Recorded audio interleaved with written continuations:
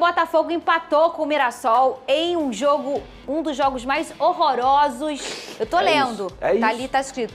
É um dos jogos mais horrorosos da Série A de 2025, tá? Com isso, o Mirassol segue invicto como mandante no Campeonato Brasileiro. O resultado deixou o Alvinegro na 6ª posição, ficou no mesmo lugar com 48 pontos. O Bahia, meu Deus do céu, virou em cima do Red Bull e foi a única má notícia pra mim na rodada, porque tudo que podia acontecer, aconteceu e protegeu um pouco o Botafogo. Eu cheguei num momento que eu não tô animada pro próximo jogo por conta do meu time, eu tô por conta do que aconteceu na rodada. Parece que o Botafogo tá assim, eu não quero ficar na Libertadores, vai ficar assim. Tá mais ou menos desse jeito, o povo tá empurrando o Botafogo ali na zona de classificação. E mais um jogo muito ruim. A gente teve, falamos aqui na sexta-feira, o Tuco Correia, do nada, já foi mais uma baixa, um jogador que veio de um jogo contra o Santos bom. O Savarino também, por uma questão de virose lá, também ficou fora. E aí o Ancelotinho mexeu, porque teve desfalques, teve que ajustar. Mas faz escolhas que às vezes eu não concordo. Por exemplo, o Jefinho vinha de um bom jogo contra o Santos, 2 assistências. O Jefinho começou no banco. Aí ele pegou e colocou o Santi, que estava sendo o melhor jogador do Botafogo nos últimos jogos, e coloca ele arrastado para o lado esquerdo. Colocou Nilton, Marlon e o Danilo. Eu, particularmente, não gosto muito do Danilo jogando de costas para a jogada. O Danilo é um menino que eu gosto que ele jogue olhando para o campo, para ele ter noção. E ele é um cara que, se ele tiver que avançar, ele vai avançar. Então, Pedrosa, eu vou dizer, os desfalques estão aí, estão acontecendo, é uma coisa que está até muito alarmante, né, para o torcedor. Tá falando, o que está acontecendo? Mas eu também, às vezes, não concordo com algumas escolhas do treinador, o Pedrosa. Eu acho que ele foi claramente, até por uma frase que você disse, que é: o Mirassol ainda não perdeu em casa. Ele claramente foi para pelo menos conseguir pontuar lá em São Paulo. Eu acho que quando você escolhe 3 volantes ou 3 meias, digamos assim, como o Danilo, o Nilton e o Marlon Freitas, você está fazendo uma formação para você se defender. É claro que o Mirassol teve algumas oportunidades, mas o Botafogo também teve. Foram 10 chutes para cada lado, o Mirassol teve uma oportunidade mais clara, o Botafogo não conseguiu criar tanto assim.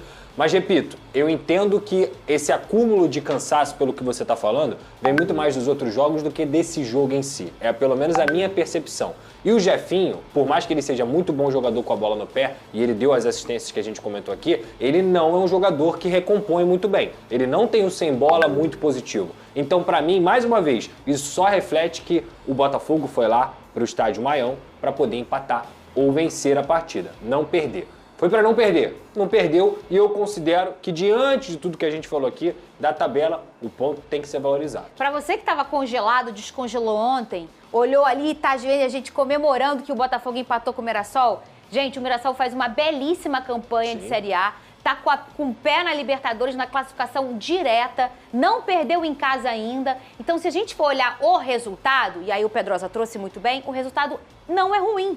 Não é ruim. Empatar hoje com o Mirassol no Maião não é ruim. Só que o jogo foi tão ruim, porque sabe o que me lamentou, Pedrosa e Venê? É que o Mirassol jogou mal. Então, se o Mirassol não estava legal, por que não também ter um pouco mais de coragem? Ah, é legal, talvez foi uma responsabilidade ali para empatar, porque o empate não é ruim. Mas, poxa, é o Botafogo, é o atual campeão dessa competição. Com tantos desfalques, às vezes um pouco mais de coragem. Você concorda comigo, Venê? Concordo, inclusive se o Botafogo tivesse feito um joguinho razoável, poderia ter vencido o Mirassol. Porque de fato isso me espantou, porque o Mirassol vem fazendo boas partidas no Campeonato Brasileiro, sobretudo em sua casa, e jogou muito mal, foi um jogo terrível. 2 finalizações no gol dos dois. Tudo que você falou aí, né, nada exagerado, muito pelo contrário, foi um dos piores jogos de fato do Campeonato Brasileiro, se não da temporada do futebol brasileiro em 2025. Foi um jogo muito ruim. Então, se o Botafogo tivesse feito um pouquinho melhor, poderia ter conquistado uma vitória. Analisando o resultado, não é um resultado ruim, mas analisando a tabela, foi pior para o Botafogo que propriamente para o Mirassol. E o jogo também bem tenebroso, né? Olhar o seu time jogar tão mal, te entristece. O gramado é bom, hein? Gramado é bom. Tudo lá é muito bem organizado, né? Agora, Fernandinha, você falou do Bahia aí, deixa eu mencionar isso, que eu acho que a gente não pode deixar de passar isso. Agradecer e falar sobre que bom que esse cara voltou, porque o Everton Ribeiro, ele venceu um câncer.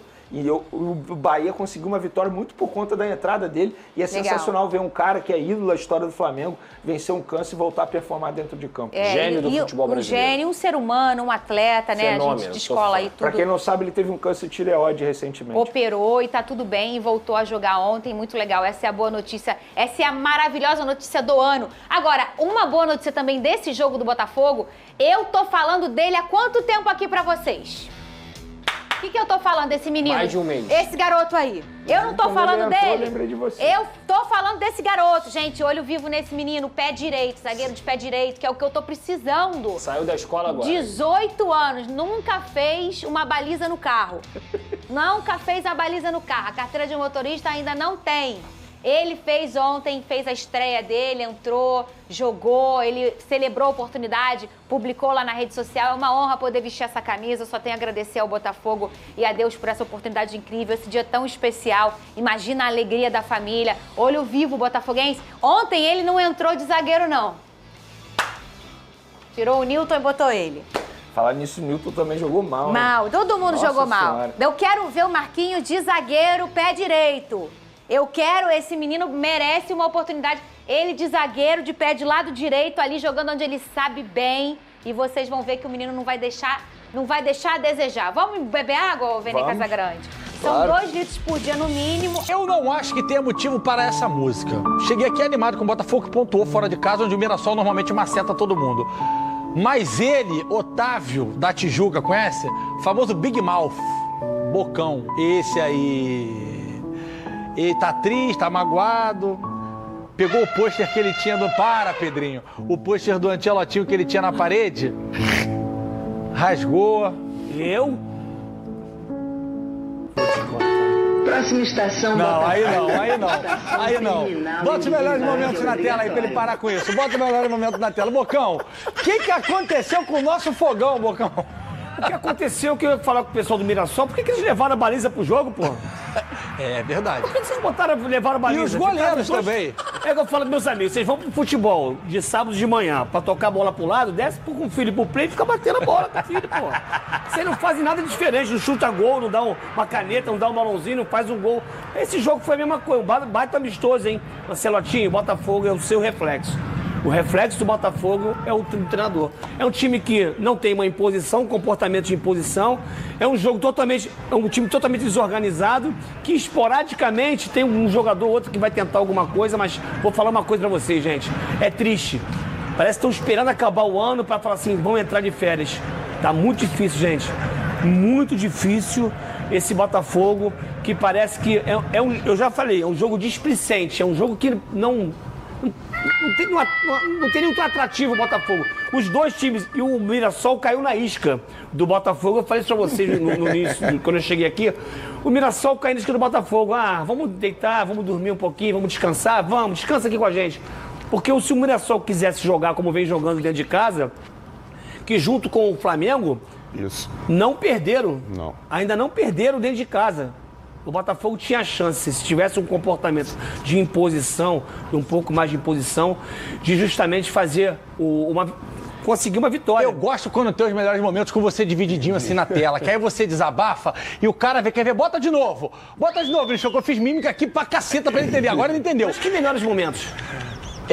Vem cá, mas um detalhe, o time começou com o meio campo que você falou aqui, com o Danilo, Marlon Freitas e mais o Danilo um pouco mais à frente. Mas não tá dando certo, cara. Não foi esse? Foi. Você tinha pedido pra... Com o Danilo mais adiantado. Com o Danilo um pouco mais adiantado, com o Nilton e Marlon Freitas na construção.